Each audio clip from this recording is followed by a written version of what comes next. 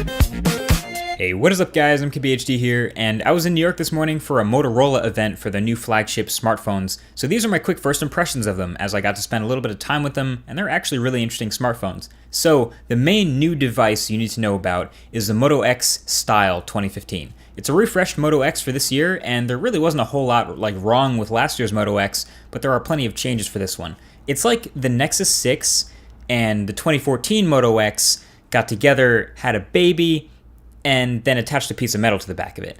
I don't know, that's all I got. But really, this new Moto X reminds me a lot of the Nexus 6 in the hand in a lot of ways. And I use the Nexus 6 for months, so in the hand it really does feel similar and familiar with the big 5.7-inch Quad HD display and the slightly curved glass at the edges and the big curved sloping back. It just screams Nexus 6 to me. You can change the material of the back, of course, through Moto Maker, and there will be plenty of choices, and you will also be able to change the color of that metal strip in the center, so you can get just the right accent color for your look. And that bump on the back, yes, there's a little dimple. It returns for the Moto X. Every Moto X has had a sort of awesome dimple, so I'm glad to see that one there. And the Moto X has, on paper, pretty killer specs. All right, are you ready? Are you sitting down?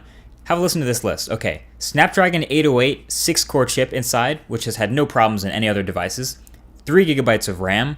64 gigabytes of storage, plus an optional microSD card slot for up to 128 more gigabytes. A 3000 milliamp hour battery fit inside this curved back. Super fast turbocharging, which they claim is the fastest in any phone. Give you something like 10 hours of charge in 15 minutes plugged in. A 5.7-inch Quad HD LCD display, which is about 520 pixels per inch, and it's big, but with really thin bezels, so the whole phone should fit in the same footprint as something like an iPhone 6 Plus, so it's not insanely huge. Stereo front-facing speakers, unlike the single one on the last year's Moto X, so magnificent, loud, crispy audio when watching videos, listening to music, gaming, all that.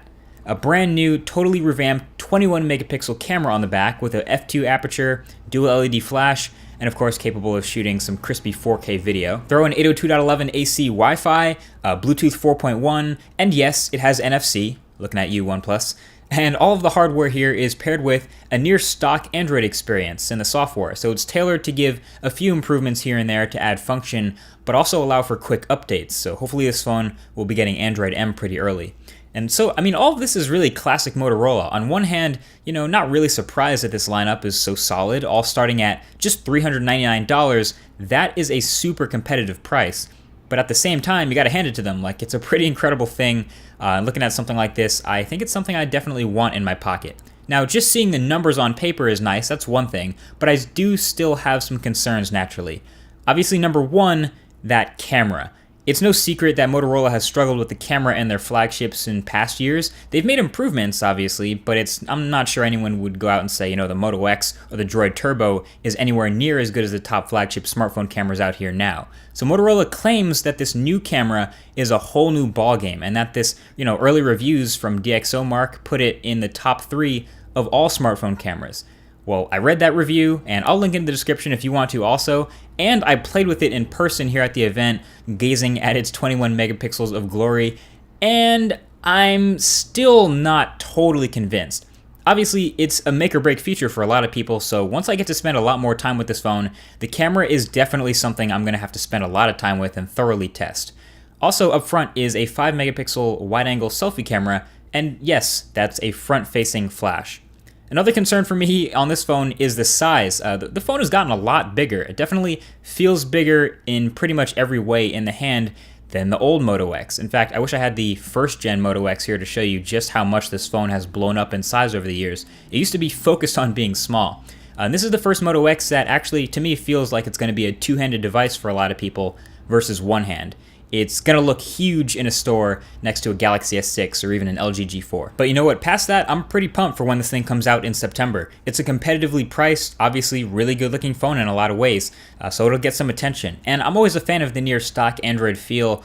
It always seems to have the, buttery smooth performance, and also Moto Assist and Moto Gestures are still there and still useful. You can double chop the phone to get the LED light to light up for a flashlight.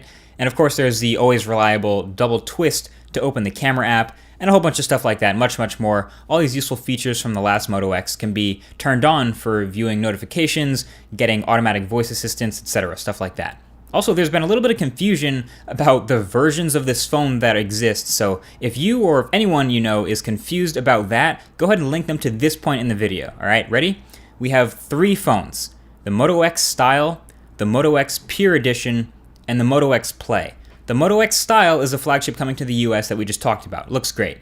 The Moto X Pure Edition is the same thing, but unlocked, no contract, and sold directly to the consumer, and that works with LTE bands from basically every carrier. So nothing really pure or different about that experience, just no carriers involved. Pop a SIM card in and go. Same price.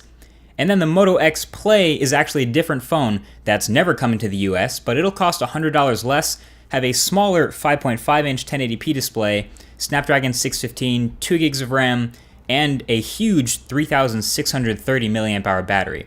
Would have loved to see this huge battery in some other phones, but it is what it is. So there you have it. These are my impressions of Motorola's new hardware. Feel free to leave a thumbs up if you enjoyed, and see if you can guess what camera this video was shot on. Thanks for watching, guys. Talk to you in the next one. Peace.